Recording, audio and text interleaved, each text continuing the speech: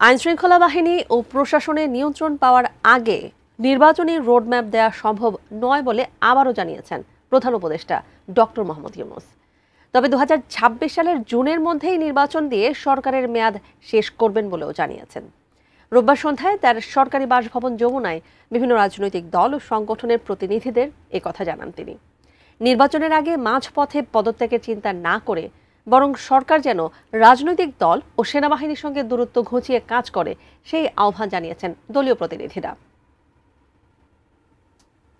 প্রধান উপদেষ্টা ডক্টর মোহাম্মদ ইউনূসের সঙ্গে বিএনপি, জামায়াত ও এনসিপি শনিবারের বৈঠকের পর রোববারের বৈঠকের জন্য আরও 20টি রাজনৈতিক দল ও সংগঠনের প্রতিনিধিরা আমন্ত্রণ পান যমুনায়।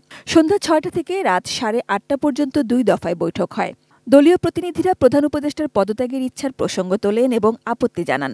আমরা যারা বসি তারা সমগ্র জাতি চায় না যে এখন এইভাবে ডক্টর ইউনূস ক্ষমতার জায়গা থেকে বিদায় নিয়ে নিক, তাহলে আমাদের জন্য সংকটটা বেশি হবে।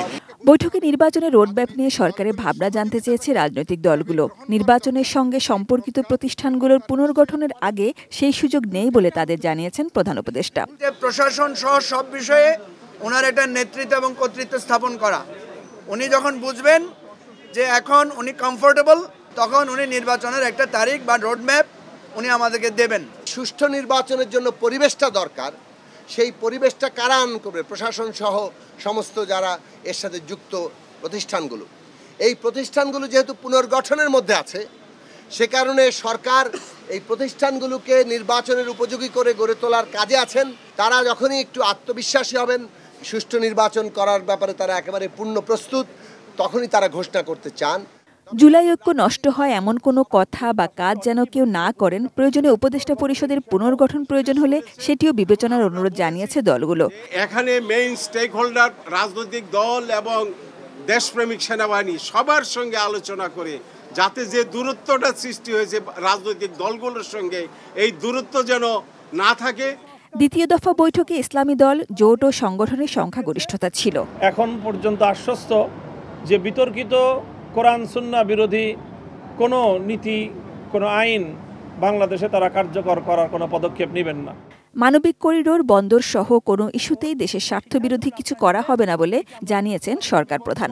করিডোর প্রশ্নে আমরা আজকে যারা এসেছি সবাই দৃষ্টি আকর্ষণ করার পরে মাননীয় প্রধান উপদেষ্টা বলেছেন আমাদের প্রতি আস্থা রাখবেন, আমাদের দ্বারা জাতির কোনো অনিষ্ট, দেশের কোনো অকল্যাণ হবে না।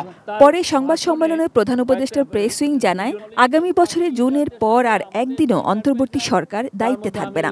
আমি প্রফেসর ইউনূসকে কোট করছি, উনি যেটা বলেছেন, সুষ্ঠু নির্বাচন করতে না পারলে আমি অপরাধী অনুভব করব।